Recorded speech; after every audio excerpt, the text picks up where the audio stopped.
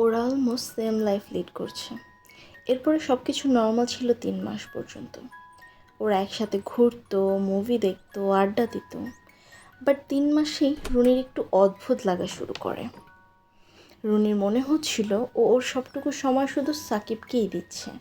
নিজের ছেলেদেরকে, বাকি ফ্যামিলি মেম্বারদেরকে মোটেও সময় দিতে পারছে না।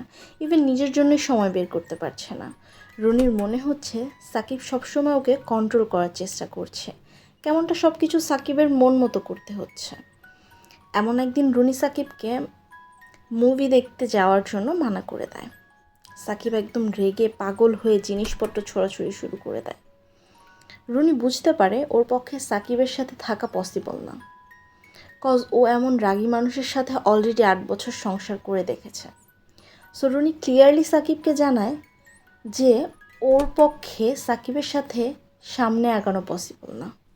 ও সাকিবের সাথে কোনো ফিউচার দেখে না, কারণ সাকিব একজন বদমেজাজি, শর্ট টেম্পার টাইপ মানুষ। এসব শুনে সাকিব কান্না করতে করতে বলে ওর ভুল হয়েছে, ও নিজেকে শুধরে নেবে। ও রুনিকে হারাতে চায় না, তাই সাডেন এমন বিহেভ করে ফেলেছে। কথা না বাড়িয়ে রুনি চলে যায়। এদিকে সাকিব রোজ রুনিকে